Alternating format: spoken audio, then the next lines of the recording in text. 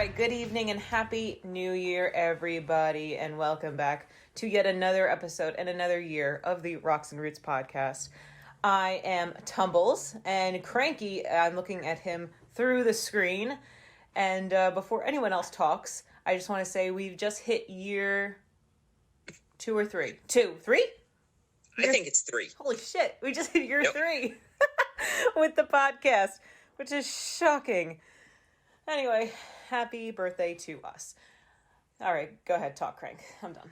All right, I am your other host, Cranky, and I'm super excited because we have one of our favorite guests back for round 3, Kyle O'Grady. So Go back and listen to the intro if you weren't paying attention for all of his stats. That's right. We don't need... you know what? He doesn't even need an intro. Y'all should know Kyle O'Grady by now. He has such... a great YouTube. His YouTube channel is just blossoming. And you are planning on doing a lot more for the YouTube, aren't you, Kyle? Oh, you got that right. Awesome. It's never going to stop. Fabulous. Well, welcome back. It's wonderful to have you. We're glad you're alive and well. No, I'm glad you guys invited me back on. I really enjoyed doing this show. And is this going to be the first episode in 2023? You're number one. Wow, I'm honored. I almost said 2022 there. That's kind of crazy. I wrote it down for the first time today. It felt as weird as it did in school, you know? I haven't done that yet. I'm probably going to write 2022, like I almost just said there, to be honest. I still feel like I'm in 2020. It's kind of crazy. Time's just flying by. Mm-hmm. Especially with the events of the last 2 years. It felt like we went through time warp. We pretty much did. You are our first guest. We ended the year with Tat. We're starting the year with you. So I am super excited because you guys are our favorite guests. So we are here today to talk about a couple of different things. The relaunch of Trail Tales, the YouTube, but most of our discussion is going to center around your PCT hike, which you completed, or you stopped your hike in what month? September 10th was the last. Well, actually, it was kind of an abrupt ending. So I guess September 9th was the last day that we were hiking 2022. And some of you may think it's snow, but it is not because of snow. And we'll get there. We will get there. Yeah, we will get there. So let's start with just the broad strokes. So September 9th, and when did you guys start? May 15th. Okay, and how many miles did you complete approximately? You know, I should probably know the exact number. It's kind of ridiculous that I don't off the top of my head, but somewhere around 2,200. I think it might have been just like a little bit shy of that. So almost the exact length of the AT, funny enough. I wonder if I could even like look it up real quick. Let's see if there's a PCT distance calculator. There's got to be. Whether or not it's accurate is a whole nother. Okay, here we go. Starting point, Southern Terminus. That's where we start. Oh, but then there's miles in between. You know what? Screw it. Never mind. It's going to be. I wasn't even thinking about that shit. We'll do 22. You basically did another AT distance. Yeah, it was, around 2,200. I did look it up once very briefly after I got back, but I just forget that. I just remember thinking like, oh wow, it was pretty close to 2,200, and so now I've just been saying around 2,200. That's still very impressive. It is. I was gonna ask. You started naturally at the Southern Terminus. Yep. Is that Campo, California? Campo, California. What a place! What a place! I'm sure it's hopping. And how far were you able to continuously go before you had to start skipping? Oh, good question. So this one I actually could look up, I guess. Where the hell? So we got to Mount Shasta area. I can't remember the name of the exact road, to be honest with you. Man, I should pull up. I'm going to pull up Google Maps, too. Sorry if I'm making your editing job difficult here, guys. Oh, we're keeping all this in, dude. You're going to keep it all in? All right, I'll try to run my mouth to make it entertaining while I look this up. Where were we? Mount Shasta. So that's the... Okay, so it would have been right near Interstate 5, just a little bit south. Not south on the trail, but just south of the town of Mount Shasta, California. Okay. And I really want to get the number for that too. Interstate 5. And for those of us who are ignorant in geography, approximately where in California is that? That is solidly NorCal. I think we had something. I'm not. People are gonna think I didn't even hike the PCT. Like, this idiot doesn't even know. It's solidly NorCal. It would have been probably just another resupply and a half, maybe 2 resupplies, before we would have crossed the Oregon border. And so we had to skip from Mount Shasta up to Ashland, Oregon. Mm-hmm. Well, actually, to be exact, we could have kept going a little bit further past Mount Shasta, but we kind of made a bit of a rash decision, to be honest, and skipped a little bit extra just because the fire was pretty close and we weren't sure what was going on and if it was going to be smoky. And in hindsight, I kind of wish we had just hiked that section, but that's the decision we made. And I finally got the numbers here. We hiked 1,500 or 1,505.3 miles, according to this website, with continuous footsteps before we finally had to skip up to Ashland. And then there was another 60 mile section we had to miss in Oregon. Mm-hmm. And then, we got off at Stevens Pass in Washington, ultimately. By Leavenworth.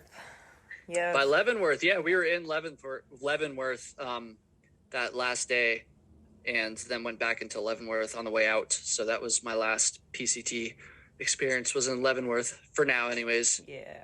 Leavenworth is such a lovely town. It's not Kansas, folks, for all of you wondering if it's Leavenworth. That Leavenworth. It's not that Leavenworth.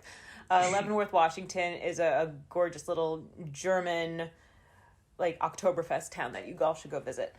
But 1,500 miles. It's so hard to grasp because we live in such tiny states that's basically all of California is 1,500 miles. Yeah. So what were your big 3 pieces of gear: tent, shoes, pack? And I know that you made a change in your tent, if you want to talk about that as well. Yeah, sure. Let's see. So my pack, I used a ULA CDT, which is a frameless pack.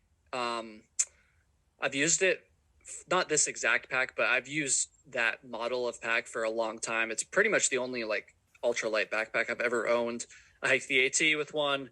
And then I got another one in 2020, and that thing doesn't have much life left in it now, but it had enough to get me through what I did of the PCT. Shoes, I use the Olympus, the Ultra Olympus 4s. And then for my tent, I started with the Gossamer Gear, the 1, and it was all right. I ended up switching about, let's see, here I go again. I can't remember exactly where, somewhere in the northern Sierras. So a good ways in, maybe 900. That's just a guess, miles in. I ended up switching around there to the Z-Packs Plex Solo because I am a spoiled YouTuber and I get emails from companies every now and then saying, hey, do you want this for free? And they get a tax write-off and I get a free tent. And so I usually don't take those, to be honest. I get way more of those than I actually take. But in this circumstance, I wasn't super happy with the other tent I had. And so I was like, yeah, I'm going to take it. So I did. And I switched to that one. And it was a good tent, honestly. Yeah, I have Gossamer Gear, the 2. So what didn't you like about the 1? So it wasn't all bad. And honestly, I think value-wise, it's a pretty good tent because it's significantly cheaper than the Z-Packs tent, which is part of the reason why I bought it. And it's very lightweight, too. I want to say it's around 18 ounces or so. Mm-hmm. But I didn't like it because honestly, the biggest reason was because the one that Gossamer Gear shipped to me, I paid for that one.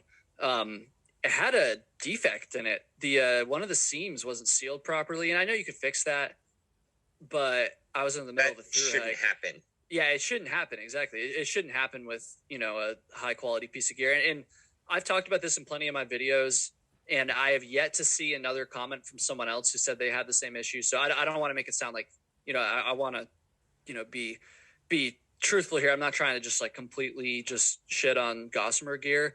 I have. You have? Okay. On the podcast. Yes. Well, Tumble's first day out new pack, rip, seam, Ooh, done. Yikes. I have heard of that happening to Z-Packs as well, to be fair. But no, I've never heard of this seam sealing issue being a thing that happens to other people too. So I think there's a pretty good chance it was just a total fluke and they got really unlucky and happened to send it to the guy that has thousands of people that watches his videos and is now complaining about it. And then I also got unlucky too because I had to use it. But that was probably the biggest reason why I just didn't trust it in the rain. I actually didn't even really get rained on much on the PCT, but there was actually a hike I did just a week or two before I started the PCT in North Carolina, and I used the tent. It was kind of like a shakedown hike, and I got a lot of rain on that hike, and it wasn't like it was just like pouring into the tent or anything, but it was just leaking through the seams. Not the seams, there's just one seam in particular. And so there was water like kind of gathering at the foot end of the tent, like little tiny little pools. And I didn't like that. And so I just didn't trust the tent. I knew I was going further north up in Washington. There's always a chance of rain. And so I was like, man, I would have kept going with it if Z-Packs hadn't reached out to me. They made a good move. But I had the opportunity to switch, so I took it. And ironically enough, I never ended up getting rained on, so I would have been fine. But, if and you then didn't get it, you would have been rained on, Oh, yeah, you're probably right, honestly. If I hadn't switched, I probably would have been rained on. And then just another thing I didn't like about it, and this isn't unique to the Gossamer Gear tent, but the material that it's made of, I called it Sil Poly in one of my videos, but then I had some people in the comments saying I got that wrong. So I think it's another type of silicone material or some shit. But whatever it is that it's made of, that material just isn't the best in the rain because it absorbs water slowly, and so it just kind of makes the tent sag. It makes it harder to dry out. It's just a lower quality material, and obviously the Gossamer Gear tent was a lot cheaper than the Z-Pack tent, so it makes sense. And so I don't put that on them. I bought the tent. I knew what it was made out of before I bought it, but I just wasn't crazy about that material either. And so if I were to do it again, even if it's easy to say this honestly, but genuinely, if I were to do it again, I would probably just spend especially for a long through hike. If it was a shorter hike, then maybe not. But for a long through hike, one of the long boys, as I like to say, I would probably spend the extra money and just get a Dyneema tent instead of dealing with the Sil whatever material. I don't even want to try to guess because I'll probably get it wrong again. Yeah, I definitely found that. I mean, when we experienced some rain up in Great Basin with the tent, it wasn't bad, but I could definitely feel that it does soak up the water. And it sags. It sags. So, the sagging and condensation. Yeah, but condensation I feel like is going to be a problem with just about any single wall tent. So is that something that's unique to that particular material, you think? It has to be. If you experience that, we experienced that. Yep. Well, I think it's more my understanding anyways was it's more the material. Sorry, no, not the material. Man, sorry. I went for a pretty long run/hike today. I'm just freaking exhausted, so I'm stumbling all over my thoughts. But my understanding was it's more just about the nature of the tent. So a single wall tent, because when you have a double wall tent, you've got the rain fly that's not attached to the actual tent. There's kind of a little bit more room for airflow, a little bit more room to breathe. And I think the single wall tents, this is my understanding of it anyways. I think it's less to do with the material and more to do with just the nature of having nothing but one layer of fabric. That makes sense. You. And those tents, they just don't breathe that well. Although, to be honest, it's never really bothered me too much. Granted, it's probably a little bit drier out, a lot of bit drier out there on the West Coast than it is on the East Coast, but I don't know. Definitely it sags, for sure. Yeah. Wow, I said the thing that I hate saying, but you don't like the word sags? No, for sure. Oh, for sure.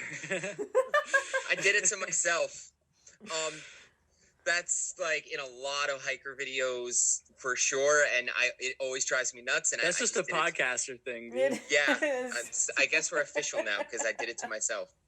All right, let's move on.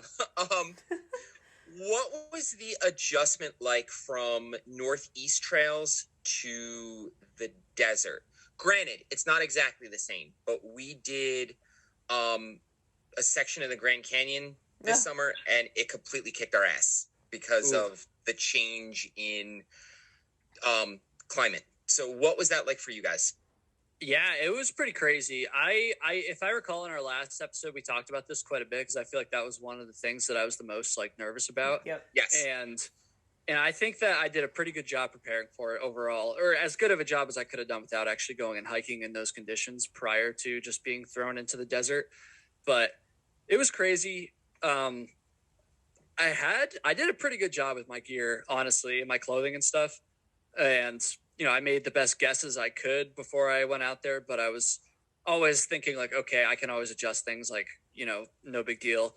But for the most part, I pretty much, it worked for me. And that definitely helps, obviously, going into a new environment. If your gear is kind of like working for you, that's definitely going to help. But overall, I mean, I was wearing sunscreen a lot I honestly, I did slow down the sunscreen a little bit after I got out of the desert, but for most of the trail, I was lathering up versus if I felt like most of the other hikers stopped after just like a few weeks and I was like the only one still putting on sunscreen. But that helped. Overall, it wasn't quite as difficult, the desert part anyways, as Good. I think I was fearing. But I think if I had gone into it without doing so much like preparation, both, the gear and also just thinking about it, and trying to prepare my mind for it, I guess. I think if I hadn't done that, then maybe it probably would have been a lot more difficult because I know a lot of people struggle with the desert, especially at the beginning of their through hikes, just because they're not in shape yet and all this and that, and maybe their gear's not right and stuff. So I know a lot of people struggle with that. But for the most part, I did, for pretty much the entire desert, I felt like I did pretty well. I managed the water carries well. I survived. I didn't die. So Thank goodness. and I went on to hike a lot further in the desert. So I think I did pretty good overall. Well, we say a lot of the time that it's mostly mental game. So you seem to have mentally prepared yourself very well for it. Yeah, for sure. I did it.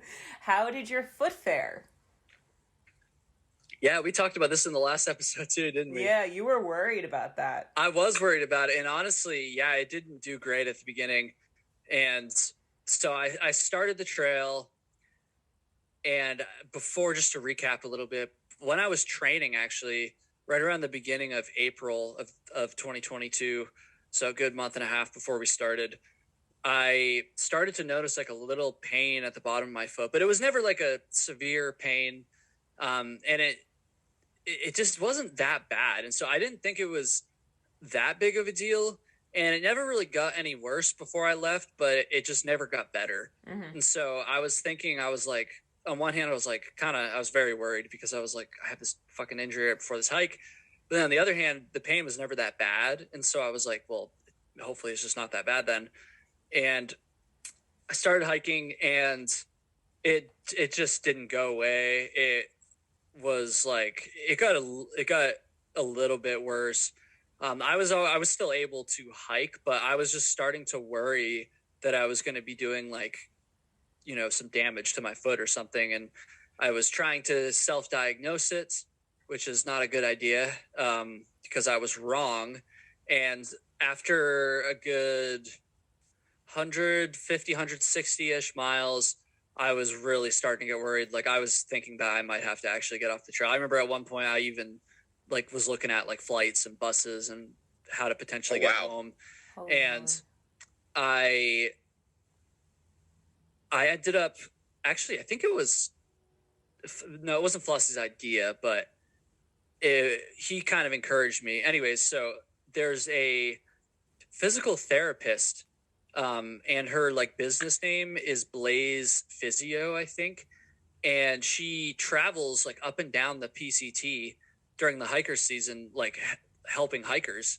And so nice. I think I had seen her Instagram or she had followed me or something. And then I kind of mentioned it to Flossie. I was getting pretty desperate at this point. I hate to say it, but I'm usually the kind of person that like when something's wrong, I try to figure it out myself. Yep. Much longer than I should before I ask for help. And so I was going through all these things. I was trying different stretches. I had like a cork ball. I was trying everything. It wasn't like I was, neglecting it. Like I really was like trying so hard. Like I did not want to get off the trail.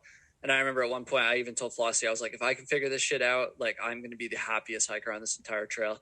But anyways, so I was getting pretty desperate. And so I finally swallowed my pride a little bit and mentioned just kind of casually to Flossie, I was like, oh, like maybe I could, try to talk to this physical therapist. And he was just like, yes, you should do that. Like he like really encouraged me. So I was like, okay. So I sent her a message. I still remember exactly, well, I don't remember where it was, but I remember the spot I was at, the mental picture. I sent her a message. She wasn't able to, she was too far north to actually see me in person, but she said that she could do like a video chat basically. And another thing I liked about, and I think I want to have her on Trail Tales, honestly, at some point. Like her business is like so sick. Her prices are very affordable. And so she knows her clientele. Exactly. She's a thru hiker herself. She hiked the PCT. So she gets it. And so I was like, well, I guess I'll do this video chat. And, I gave her a bunch of information beforehand about the injury and my history and stuff. And we went on this video chat. And honestly, my hopes were pretty low. Like nothing against her, but like I was just like very defeated. And I felt like, what is an hour on the phone going to do? Yeah. And I was wrong because she freaking knew exactly what it was. And I was totally wrong. I thought it was something with like my one of my tendons around the outside of my foot. And she was like, I really don't think it's that. I think it's something called cuboid syndrome, which is just it's a bone on the bottom of your foot and it can get just a little bit misaligned. And it's not really, and she told me, again, this is just what I remember. I'm not an expert on this, obviously, but she basically told me that it really wasn't, it was, painful, but it really wasn't that big of a deal. So that made me a lot more confident that I wasn't going to like hurt myself if I like, do like serious damage or permanent damage or something, or have to get surgery if I kept going. So that was nice. But then she also gave me like a couple little exercises I could do to try to kind of like get the bone back into place and kind of alleviate some of the pain. So I started doing that, and that made a huge difference right away. And then another great thing she did was she told me about another physical therapist that was a few towns ahead of where I was that could actually do an adjustment to the bone and like pop it back into place. Wow. And so I got like the contact information for that physical therapist. And then when I got to Big Bear Lake a few towns later, I was able to meet with that physical therapist, and she did the thing, and I was totally fine for the rest of the trail after that. Amazing. Although ironically enough, since I've been home and I've been running and doing some other stuff, it's actually started to hurt again, just a little bit. It's not quite as bad, but now I actually know what it is. So I think I'm managing it better. I should probably go see another physical therapist at some point. Sounds like maybe. It's the pounding, because if you're running. Yeah, I don't know. I was totally fine for the rest of the PCT. It never bothered me again. And then I took maybe like a week off after I got home, and then I went for a run and I felt it after the run. But it's not as bad. Like it's not as bad. So I'm not like terribly worried about it, but I kind of have a feeling there might be, eventually I might need to go get like some x-rays or something, but I don't know. For now, it's fine. It was a whole ordeal, but thankfully it was solved and became the least of my worries after just about, 200-ish miles or so. Well, you started this when you were doing the Cranberry Lake 50, right? My foot did get hurt on that hike, but I don't remember, honestly, what that was. I never got it looked at. It was something different? I don't know. It might not be, but all I know is after that incident, that was in 2021, I rested it for like a month and a half, and then I went and backpacked like 160 miles after that, and I was totally fine. Oh, okay. And I didn't have any issues. So it very well could be related. It very well could just be a total coincidence. I don't really know, unfortunately. Well, glad the trail provides. Yeah, really. Yeah, I felt very lucky that I was able to continue. All right, so Mount Whitney. I was watching that Craigie's video favorite. Yes. Thank you. I sent it to Tumbles when I got to that point in your hike, because we did Mount Wheeler this summer and I got hypoxia. So watching Flossie struggle and hearing him talk about hypoxia, I was like, I've been there. I identify with this. So can you talk a little bit about your summit and what he was going through and how you guys dealt with that? Yeah, the whole situation was pretty stressful, even Mount Whitney aside, because in that section of trail, I'm usually like really good with planning like resupplies and mileage and stuff, but I kind of made a bit of a mistake on that section because we didn't have quite as much food as we wanted to. And for those of you that don't know, the Mount Whitney is close to the PCT, but it's about maybe, I don't remember exactly, like I don't know, like 10 miles off the trail, maybe something like that. Oh, it's that far off. Wow. Okay. It might even be a little bit further, but I can't remember exactly, but it is off the trail. Right. And so it might be less than that. I don't know, but it was enough that it kind of made a difference to us. Cause it, kind of chewed up most of the day. And so we were already kind of stressed about that by the time we even got to the base of Whitney. And we kind of had to ration our food the day before. We weren't going to starve. Like we were okay, but we just weren't eating as much as we would have liked to. And then we're going up Whitney, and everything was going fine until we got to just about maybe 0.3 from the top. And Flossie started to have some difficulties. He was like, again, I was fine, so I don't know exactly what he was feeling, but I think he just was like having some mild like altitude sickness. And so he like stopped and he was like very panicked. He said his heart was racing. And he actually wanted to like turn around and like descend a little bit and then come back up. And I was like, okay, if we have to turn around, we have to turn around. But like, I was like, just stop. Let's rest for like 5-10 minutes, like get your heart rate down. And then we could pretty much see the top at this point. And I was like, if you're not feeling better after that, then we'll turn around. But like, let's just start there. And so we did that, and he was able to feel a little bit better. And so we basically just went up, touched the top, and then we turned around and went right back down. And he was fine once we got down a little bit lower. But I think he was a little bit nervous about that happening again for the rest of the Sierras. Because I remember there was a few times on other passes, obviously we were never going that high again, but we were still going up, 12, 13,000 feet. And so he was a little bit nervous, but I don't think it ever happened to him that bad, at least again, or even ever. I think it was more just anxiety from it at that point. That's what he's told me since anyways. Well, I have a feeling that if you didn't make it, there would have been that, what if we should have, hindsight's 2020, but I'm glad you guys made it.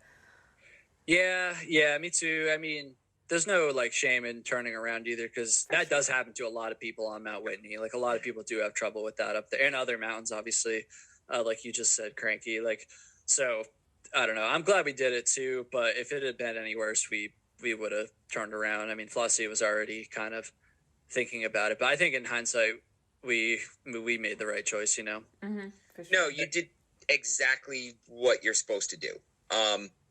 Yeah, perfect. And basically because when it happened to me, you have trouble concentrating. So I really had to slow down. And that's what he was saying in that video, like really having to slow down, pay attention to every single step. You feel lightheaded, disoriented. Yep. So, you guys did the exact right thing. Stop. If you're able to continue. If not, head back down. So I'm glad that it worked out for you. And then once you're in the Sierras, you kind of acclimatize. Yeah. I think I would have gotten it worse because we stayed at 9,000 feet. We camped the night before at 9,000 feet. And if we hadn't done that, I think I would have been in a lot more trouble. I didn't think about that. Yeah, I think you're right. Yeah, once you acclimatize, you're pretty much good to go. But it's just that period of 24 to 48 hours to get used to breathing at that altitude. Yeah, which is crazy because we hadn't been up at 14,000 feet, but at this point we had been hiking in the Sierras for like 2 days, I think. Okay. And so I was kind of thinking, I don't know, I was fine. Of course, like you have a little bit harder of a time breathing and stuff like that. You have to move a little slower up that high, but like I didn't feel like sick or anything at all. But I don't know, he did. I guess we needed just a little bit more time up there or something. I don't know. It's interesting. But yeah, I'm glad that he was fine for the rest of your time at elevation, at least with that issue. Yeah. So, Yeah. Which kind of leads us to Well, I actually where had a question. If it has does it have something to do with the Sierras, Crank? no. So go ahead. The Sierras are, in my mind, my most favorite part of the PCT. I've never been on the besides that little section. I've never been on the PCT, but just seeing everyone's vlogs, it's like a very magical place. So, how long were you in that section between Kennedy Meadows and Yosemite? I don't remember, honestly. It's all a blur. Yeah, I couldn't tell you exactly. It's a couple weeks, maybe. Oh wow, Maybe. okay. Yeah, I think it's like around a couple weeks. I'm not even sure I'm sure there's some PCT nerd out there who's just screaming at their phone right now, but I'm not even sure exactly where the Sierras end. Like when we were going through there, by the time we got done Yosemite, we were like, are we done with the Sierras? It doesn't feel like Northern California yet, but like it was kind of like, I remember we were asking people, we were like, where does Northern California start? Like, where does the Sierra end? So I'm honestly not sure. Did you get a But lot of it snow? wasn't that long. Yeah. Snow. Yeah. No, not really. We started so Really? late that like snow, there was a couple times where we had to, cross over some very small snow fields, but it really wasn't bad. We didn't need spikes or anything. Because we were there and must have been mid-June at that point. Okay. Actually, even into July a little bit because we were in Mammoth Lakes on the 4th of July, I remember. Mm-hmm. So like, at that point, I guess the snow year wasn't that bad, and we were also just so late in the season that, the snow was no issue at all. Oh, that's good. Okay. That's all I have. Go on, Crank. All right. Well, I thank you. And if you are that PCT nerd screaming at your phone, leave a section in the comments. We love it. So at one point, things started not to go well. You have a video entitled "Our PCT Hike is Falling Apart." Some good clickbait right there. Yeah, it is. Yes. It was kind of true though. So what exactly started to happen? So it was kind of the perfect storm. This was around Bernie, California. So we were solidly in Northern California at this point. There's kind of two main things that were going wrong at that point. So the first thing was we had to kind of finally accept the fires. Up until that point, and even a little bit further after that, we had continuous footsteps. We hadn't had to skip anything. And going into the PCT, like I always knew that like fires were a good chance. There was a good chance there's going to be fires and we are going to have to miss some sections or whatever. Like obviously, like everybody knows that. But the further along we got without having even really any close calls with fires, the more I became, and I think probably Flossie too, but I'll just speak for myself at least. The more I became convinced that like, oh shit, we might actually be able to pull this off without having to skip anything, because we thought that once we got into like Oregon and Washington, it was going to be fine because they got a lot of snow and like it'll still be, there won't be any fires. But that certainly wasn't the case. And so around the time that video came out, we found out about the McKinney, I think it was called, fire, which had closed a pretty good chunk of the trail from Etna, California up to Ashland, Oregon. And that was just a huge bummer. I mean, it was a bummer to have to, skip around a fire no matter what, but it was also right on the Oregon-California border. And so at that point, we were kind of starting to get excited to cross into Oregon. Like it was kind of on the horizon, and that was like, would have been the biggest like accomplishment yet so far on the trail. And so when we realized we weren't going to be able to do that, and we realized we were going to have to miss our continuous footsteps, that was just a huge bummer. And then the other thing was Flossie was starting to have some issues around that point. That's kind of when it really started to pick up. And it's kind of tricky to explain because, and he's talked about it freely, but like, I always feel just a little bit weird talking about it because I don't want to like speak for him, I guess. And there's a lot of kind of unknowns too. And in his own words, it was kind of traumatic, but basically he thought at the time that something was wrong with like his health. Like he was getting like lightheaded a lot. And, looking back on it, in a previous episode of Trail Tales we had where we were kind of reflecting on it, he was kind of leaning towards it being just a lot of anxiety. The source of that is kind of unclear still, but what am I saying? Back when it was actually happening, I don't think he really knew that. So he actually thought there was something wrong with him. We even got off trail at one point, a little bit further north up in Oregon, and he went to get checked out and get blood work done and all this stuff. And so right around the same time that we were learning that we were going to have to skip this section of the trail and that the Oregon border was closed is also when a lot of his health issues were kind of starting to... It's all correlated. What's that? It's like kind of correlated.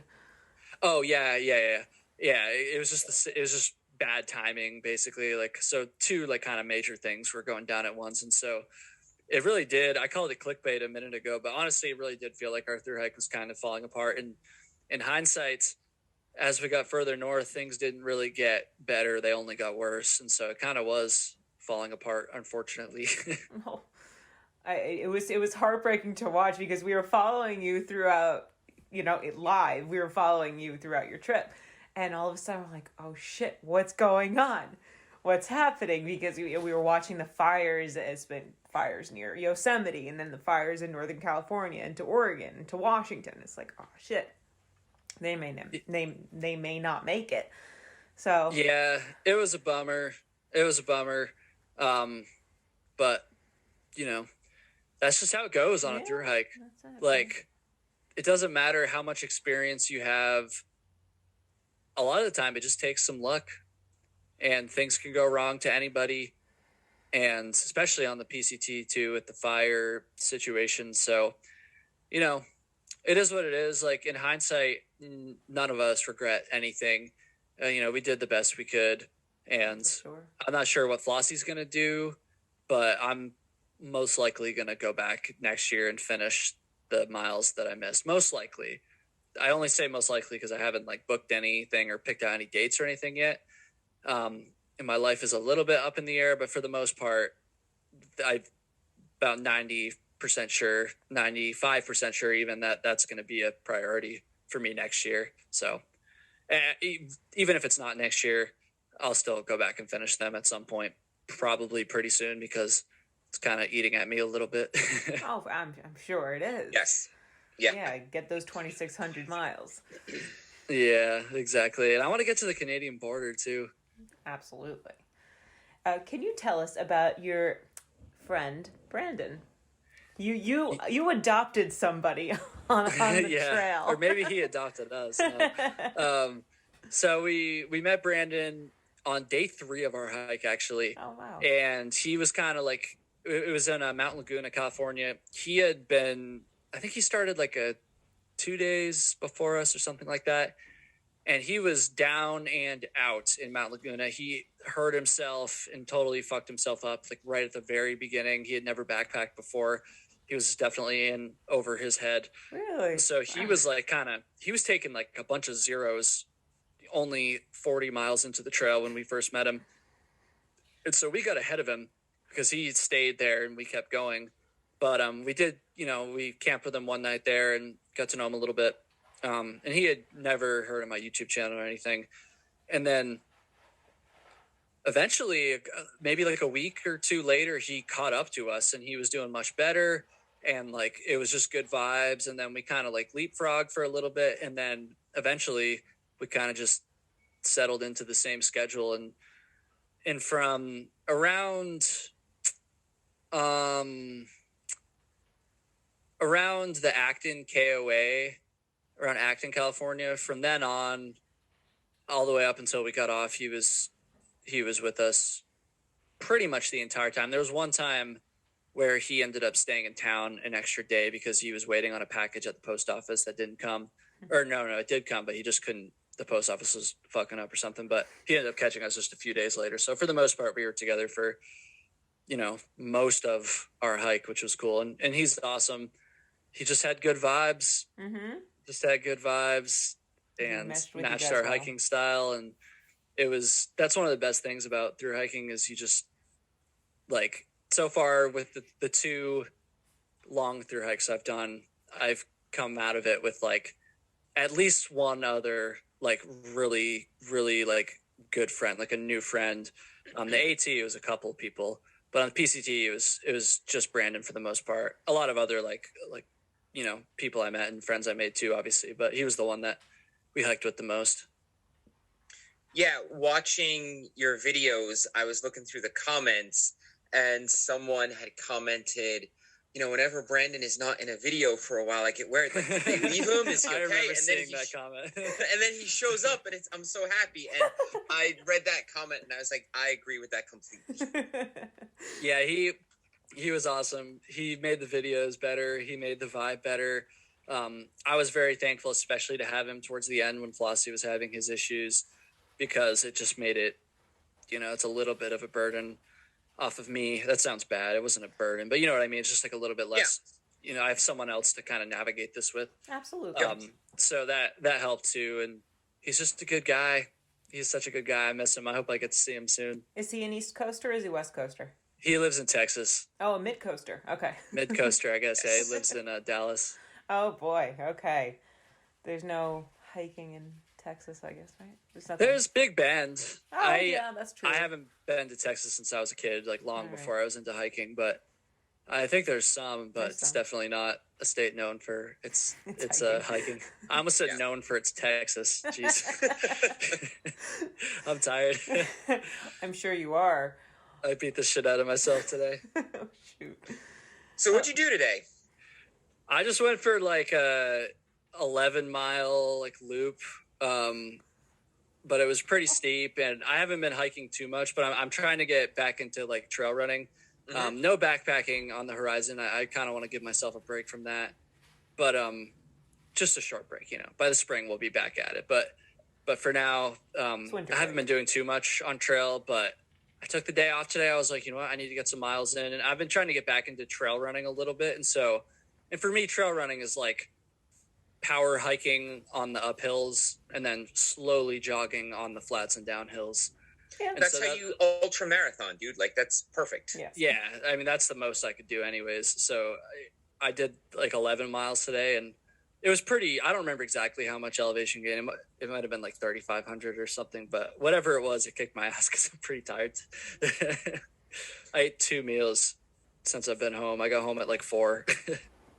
We can identify with this because we are back in running mode and training mode for, I'm not going to say here, we'll maybe talk about it on a We're running a 50K in March. Oh, are you guys really? See, I was going Hell yeah. We're walking a 50K, and there's no time limit, so we could be walking. Fuck you. I was going to tease it out. No, we're running it. It's good. Can you guys give me just a second? I'm going to take my sweatshirt off. I'm getting kind of hot here. He's taking it off, folks, right here. Don't you wish this was a video podcast? It's going to be awkward. It's good this isn't a video podcast. All right, slowly taking off the green switch. Oh, I was wearing another shirt underneath. Okay, sorry, folks. It's almost as disappointed. Sorry about that, guys. You guys making fun of me? I couldn't hear anything you said that. Yeah, we just had some fun at your expense. It was hilarious. That's good. That's good. You'll have to listen back to the episode. Oh, I will. So, yeah, no, we completely identify with that because we are increasing our mileage. So it feels great. But yeah, after a long run, sucks. Yes. Yeah, your body I can't believe tightens up, you die for a while. Yeah, it feels good though. Like I'm just tired. I'm just gonna pass out after this. It's gonna be great. Awesome. So let's talk about the videos. They are a blast to watch. There's a great balance of humor, realism. Obviously, Luke did an amazing job editing. How much collaboration was there? Did you just send him thumb drives, or did you talk about it over the phone? Like, what was that process? How'd you find him? I got lucky as hell. So I remember in the last episode, we talked about this a little bit. I think I had just like kind of started to lock him in around the time we last recorded. I just put an app, for lack of a better word anyways, an application on the community tab on my channel, which not that many people see. And I was planning on like pushing this out for like months and posting it in other places too, maybe even mentioning it in some of the videos so I could really like increase my chances of finding somebody. But he was like the first person who, maybe not the first person, but one of the first people to apply. And I could tell right away that he got it. Like he kind of checked like all the boxes I was looking for, which, I wanted like the basic technical skills, but then I was really more looking for someone who understood like the style of my videos and kind of what I was going for, rather than someone that was like a super proficient editor, because I figured I could teach them as long as they had the basic skills. And there's nothing very complicated with my videos either in terms of the technical stuff. So I just got lucky and I found him like that. And then in terms of the collaboration, there was more at the beginning. I feel like after a few videos, we kind of got into a rhythm. And so I did send him a few SD cards in the mail, but most of the time I would just upload the footage overnight when we were staying in town. And it would usually be just enough time to get the gigabytes worth of footage uploaded, depending on how fast the hotel Wi-Fi was. But it actually worked out really great. I feel very lucky because that made it much easier to get them out on time. And so we did that. And then the way I would film the videos would usually make it pretty obvious, like the flow of it. So he would know like what spots to put like music in and what spots for B-roll. And then he would know like, okay, now we take a break. And because he just understood the flow of my videos so well too. And we talked about that. Honestly, most of the collaboration was done before I even left. Like we talked extensively about like how we were going to pull it off. We talked extensively about like the style of the videos and like the way that they're going to come together. And we even went for a hike together, a 30-mile hike. So it was 2 nights, like a week or two before I left for the PCT. And so he got to see like how I filmed, and then he edited that video as well. So like he got a little bit of practice there. And then we would talk on the phone every now and then if he had like a question about something. But for the most part, I think it came pretty naturally to both of us, which was amazing. I'd never had someone edit for me before. This is new to me. He had never edited for someone else before. And it came together so well. He did such a good job. He worked his ass off. And I'm so grateful because there's no way that I would have been able to edit while I was out there. I would have just not. I'd be editing those videos now. Like my channel would be nothing but PCT content now. So I'm very, very thankful that it all worked out so well. It was a lot of preparation, but also a lot of luck too, I think. No, and a lot of hard work. We enjoyed them so much. And he did an amazing job. There was a video where something was going on with your audio. Oh yeah, and that's my favorite one. Yes, he just turned that into like a shitty situation into something hilarious. It's exactly what he did. Like so this was around the time that we were in the Mojave Desert section of the PCT. And I filmed almost I did film the entire video. And then I got to town, and as I was going to upload the footage for him, I just kind of glanced through some of it on my phone, and I was like, this is not good. The audio was just ruined. There was something wrong with my microphone, and I was stupid. I should have been checking more consistently to make sure that my microphone was, all the audio sounded fine, but I wasn't. So I didn't realize it until the video was done. And so all the picture was fine, but the audio and a lot of it, if not most of it, was just totally unusable. And so I gave the footage to him and I just said, look, man, low expectations with this one. Just do your best, and whatever comes of it, like, just, that's fine. Like I wasn't expecting much. And then he took it, and he's such a creative person. It's crazy. He just found a way to put it together. He added some of his own stuff. So he kind of interjected and was like, hey, I'm the editor and Kyle's microphone is fucked. And so I'm going to kind of tell the story a little bit. So he kind of like narrated some of it, and he was super funny and like all his little clips in there. And he did this like really epic, like long intro that just made things like so intense. And it was just like, he took exactly what you said. He took a shitty situation and not only made it usable, but ended up making, in my opinion, in his opinion too, the best video from the whole series, which is just crazy. Like I got so lucky finding him. He's about to join the Air Force actually. Oh, no and kidding. So I'm not going to have too much access to him over the next month or two, but I do want to keep working with him, and I will be uploading another video that he's done at some point within the next month, most likely, because the two of us went and through hiked the Washita Trail only like a couple weeks after I got home, and he's editing that long ass video, and so there'll be more Luke edited content very soon. Nice. Very nice. He's probably working on it as we speak because he's leaving in just a few days and he's trying to get it done before he leaves. Crazy. Wow. Thank you, Luke. Yes. Good luck, Luke. He killed it. He killed it. All right. Let's talk about something a little more serious. Tumbles, go ahead. Oh, yes. So if you're listening to this, what's today, the 6th? Actually, a lot more serious. Yeah. Okay, time to put on our frowns. Yeah, if you're listening to this between like January 7th to 8th, Kyle had just put a video up about a gentleman named Chris Fowler, who was a PCT thru hiker who went missing in 2016 in, I would say, southern to mid-Washington state. Yeah. It's an excellent video. Kyle, really, you go into this really well, and you've been chatting with the stepmother, correct? Yeah. The reason why I wanted to bring this up was because when Kyle put up the missing person sign, I was like, oh shit, I saw this same sign at Snoqualmie Pass in 2020.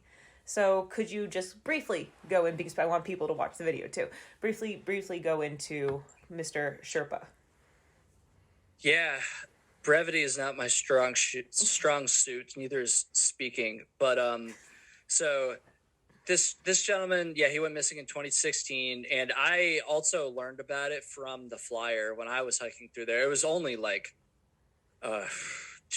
probably a week, maybe even a day or two less before I ended up leaving the trail. But I remember I got out to this random dirt road in the middle of nowhere that also had like an overlook there, and so I kind of stopped to look at the overlook, and I was by myself. The other guys were behind me a ways.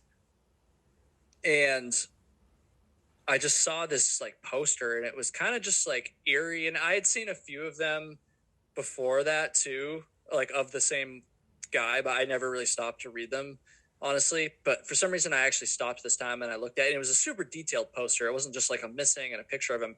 It had pictures of like all of his gear. It had information about like where he was last seen and like some of the details about what they think might have happened, and like just asking for you to keep an eye out. And it had been updated like recently too, so it was clear that they were like still looking for him, even though it was, you know, the disappearance happened in 2016. And so I kind of just remembered it. And then flash forward to present time, I recently started this thing on my channel where I'll make videos about like missing hikers, or I've only done 3 so far, including this one. So just kind of stuff like that, basically. And so when I was thinking about like the next story I wanted to cover, I guess that makes me sound so legit. That makes me sound like a journalist. I'm not a journalist, but there's so many. You're an independent journalist, and there are a couple of hiker channels that specifically focus on lost hikers. Yeah. So you're doing a good service. Yeah, and so anyways, I was just trying to think of like the next one that I wanted to cover, and that one just stuck in my mind. The first 2 I did were related to the AT, and so I was like, okay, I want to switch it up and do it about the PCT. And so I started researching only like a day before so it would have been, what's today? Today is Friday. I posted the video on Thursday. I started researching on Wednesday. I just took the whole day to do it. And that's not true, actually. The day before that, so I guess it would have been Tuesday, I was just looking around a little bit, and I noticed that there was a Facebook group dedicated to like his case and like trying to bring him home. And I noticed that his stepmother was in the Facebook group, and she was kind of the one like leading it looked like. And so I just sent her a message, and I was just, mostly I just wanted to get her blessing to make the video. And then we started talking a little bit, and then I had some questions about some of the stuff I was reading in the news articles. And then it just led to this whole other thing where she was giving me all these details that hadn't even really been covered in the news articles. And like, obviously it's her stepson. She's kind of leading the effort to like keep the search for him alive. Right. And so she just has like all this information And, you know, I was asking like her opinion on some of the different, like, just on some of the information and stuff. And she was so like happy to help. Like she answered every little detailed question I had about like everything. I ended up running the script by her before I filmed the video too, just to make sure that like she was good with everything and to make sure I got everything right, which there was a couple little things I missed actually. So she helped me correct some of that stuff too. And she was very, very appreciative, which was awesome. And I was very appreciative too, because I think it made the video much better. And I think ultimately it just told the story better. And so it was awesome. I like it's such a sad situation, but you know, people have been commenting a lot, like, oh, this is such a good thing, like kind of like you just said there, Tumbles, and like it definitely is a good thing, but it's like kind of mutually beneficial too, because I get to make a good video, one that people want to watch, and it also gets to help get the word out there for some of these missing hikers. And it was greatly appreciated by Sally is her name, Chris's stepmother. So it really is mutually beneficial. And my like, I highly doubt this will ever happen, but if someone were to ever help solve one of these cases that they learned about from one of my videos, I've only made 3 of these, so I'm jumping the gun a lot here, but like if that were to ever happen, as unlikely as that is, like that would just be insane. Like I don't even know, like that would be pretty crazy, honestly. And another reason why I wanted to talk about his case too is just because I was doing the PCT videos last year, and so I feel like there's probably a lot of people that'll be hiking this year that watched my videos, kind of in preparation for their hike. And so I was hoping that, you know, that'll make some of those hikers that will be going through that area very shortly more aware of it, and so maybe they can keep their eyes peeled for anything when they're going through that area in central northern Washington. Maybe, I don't know, maybe they can notice something. Well, just the amount you've reached in 24 hours. I know to the YouTube influencer, I mean, 12,000 people. I think that's quite a lot that you've reached in just 24 hours. So no matter what, you are making a difference because now more people are aware. Yeah, for sure. And actually, I think another video too that I'm like very proud of, honestly, was the first one of this style I did probably about a month ago now. It was about a hiker named Scott Lilly who was murdered on the Appalachian Trail in 2011. And that's kind of what started this whole, like, I don't know, true crime, for the lack of a better word, thing on my channel. Again, I've only done 3 videos so far. I'm going to be doing more though, because people have been loving them and they've been very well received. And so the whole reason I started it was because I've always known about this hiker named Scott Lilly who was murdered in 2011. And so from my understanding, he's the second most recent murder to occur on the AT. And there's a number of other murders that have happened on the AT that received a pretty good amount of like media attention and attention among the hiking community. But for some reason, nobody had ever talked about, not nobody, that's an exaggeration, obviously, but like most people didn't know about what happened to Scott Lilly. Nobody knew his name. Nobody knew his story.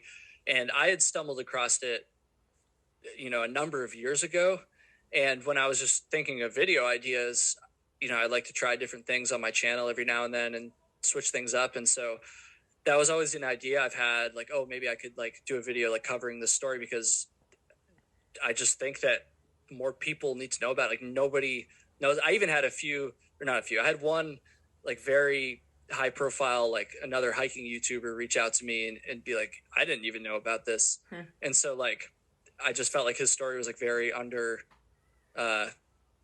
don't want to say underrepresented, but just like, yeah, people don't know about it. Yeah. People don't know about it.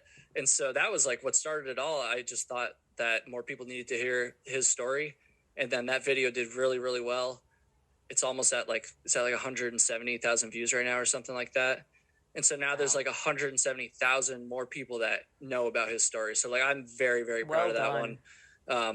Again, I don't think it's ever gonna, you know, lead to him or his case being solved, but at least more people are aware now, because like I said, there's just been, I'm kind of talking in circles here, but there's just been other murder cases on the AT that received like so much attention, and there's nothing wrong with that. Obviously, like that's a good thing. Like people need to know these stories, but I just felt like the amount of attention was disproportionate, I guess.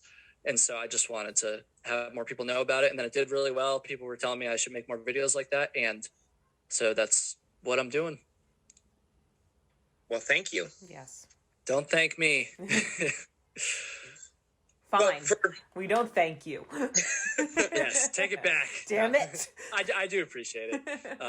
I feel this is still like a pretty recent thing on my channel, but it just feels weird to me when people thank me for it, because like a lot of people were doing that in the comments too, and I'm very grateful, don't get me wrong, but like it just feels weird because all I did was, you know, just talk about it in a video. Like I didn't really do that much, I guess, but I guess it is then again worthwhile that more people know about it. So yeah, exactly.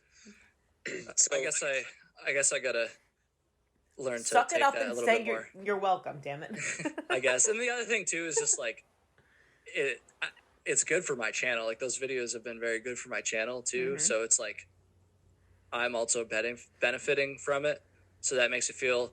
I don't think it's wrong. I wouldn't be doing it if I thought it was wrong. But like, I don't know. I just am a little bit more hesitant to accept praise because of that. But I don't know. I guess at the end of the day, it's a good if you had only like 5 views on it, it wouldn't really be serving a good purpose. That's a good point. So, that's a good point, honestly. Yeah, I didn't really think about it like that.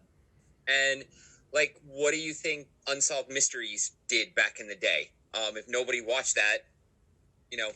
Yeah. So it's definitely a good thing that it's benefiting you, because that means more people are actually viewing it. Yeah, that's true. And again, going back to like the most recent one I did about Chris Fowler, like his family was very appreciative. So it's mutually beneficial, I guess. Yeah, excellent. And you are absolutely right. One of the things that drives Tumbles and I nuts, the kid with the bus, Tumbles. Oh, Chris McCandless. Yeah, that What a is so schmuck. overrepresented, and it's had Sean Penn movies. And, That Alaska one, asshole. right? Yeah. yeah, like we Asshole. no, Right? doesn't mean he's not an asshole. Like, we are not Chris McCandless fans on this podcast. Interesting. I don't know anything about his story. Honestly. There Good. are people that Don't are bother. literal sycophants because that story is so overrepresented.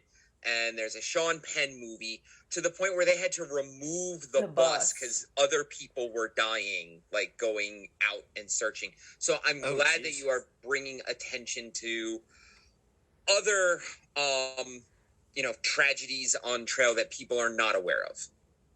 I'm going to make my next video about that one just to spite you. Just kidding. And I will watch it. No, do it. I will watch it. No, I'm not going to. There's this little known hiker that passed away in You guys might have heard of it before. Sean Penn played him. Anyway,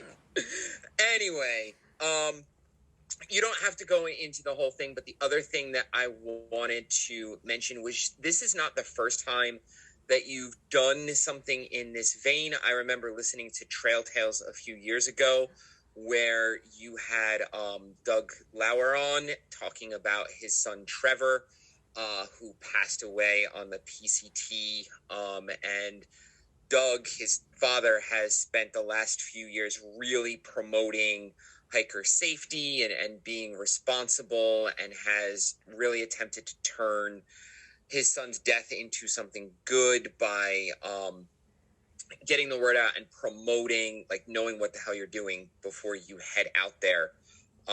So that's one of the episode of Trail Tales that sticks out in my mind. And you actually passed that spot where Trevor passed away on your PCT hike. So again, briefly, just what was going through your mind when, you passed that spot?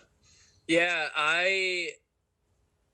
the only reason I didn't remember exactly where it was, but there was a little sign about it, like in the spot. And so when I saw the sign, like it took me back to that episode I did. And when we did that episode, he, Doug, that is, reached out to me and was like, hey, I'd like to come on and tell this story. I didn't reach out to him. And honestly, I was a little bit uncomfortable with it at first because I had never done like such a serious episode. And I was like, I don't want to say something stupid.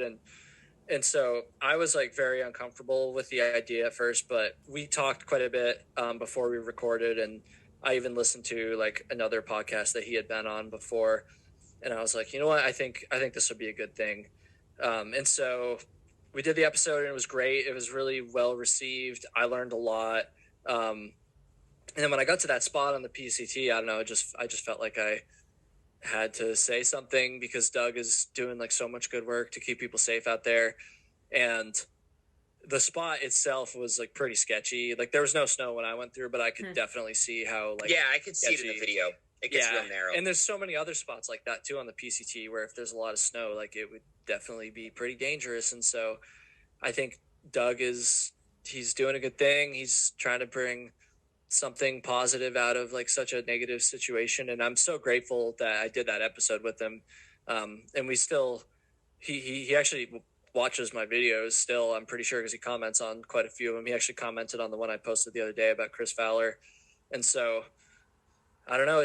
I would like to do a video on maybe what happened to his son at some point. That might be on the horizon here. Cool. Oh. I'm sure he'd like to talk about it, and he could probably give me some good information or something like that. Excellent. Okay. Great. All right. We've kept you a bit, and it is appreciated. So let's start to wrap up. You mentioned next year you're planning to go back and finish up some of those miles. Any other hikes on the horizon? Nothing at the moment. I think it'd be cool. I was just thinking about this the other day, actually. I think it'd be cool to maybe just go do like a little section of the AT, maybe as like a warm-up hike for the PCT stuff. And then I'm going to be in Hawaii for like a month and then some. And so there's no like backpacking there, but I'll be doing like some hikes there.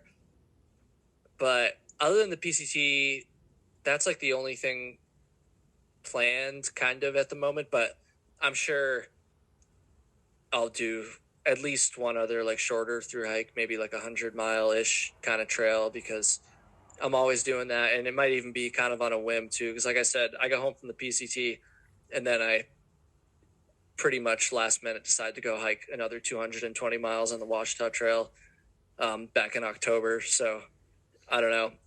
I can do whatever I want. So I'm sure I'll end up doing something else. I'm sure. All right. You figure it out. Yeah, we look forward to the content. Definitely. Any specific plans for Trail Tales or the YouTube? No, I'm just gonna keep doing what I'm doing. There'll definitely be more like, again, I don't know exactly how to phrase it. Like, I hate true crime sounds so cringy, but like, like more missing hikers, I guess, like that kind of style, more serious style of videos. There'll be lots more goofy stuff too, backpacking gear related stuff. And then for the podcast, it's finally back. It is. I'm just trying to do one episode a week. I've got a whole list of potential guests. I can't say them because I haven't contacted most of them, but the podcast will. Yeah, exactly. The podcast will keep going. And I'm just, honestly, I don't really plan too much with my videos. Like the next video I'll post will be on Monday and I have no idea what it's going to be yet. Like I haven't even started thinking about it. And I usually do it like video to video and podcast to podcast, honestly. So the only thing I'll say, actually, one thing that, and I already mentioned this a little bit ago, but one video to keep an eye out for will be the Washita Trail video. And it's going to be a longer video. Might even be like an hour long. Cool. I'm not exactly sure. I might split it into two if that's the case, but it's going to be like a longer video of our through hike. And Luke's finishing that up right now, like I said. And so that'll be out. I'm not exactly sure, but hopefully by the end of January. If not, at some point before the spring. But other than that, I just do it video to video, so I don't know. Well, you could have fooled us because your videos are awesome. I have like a whole like list of ideas, and then I kind of just pull ideas from there. But I don't plan them. I probably should. Keep doing what you're doing. They're fine. Seems to be working. Yeah, exactly. Yes. Well, as usual, the time always flies when we chat. So thank you once again for joining us, Kyle.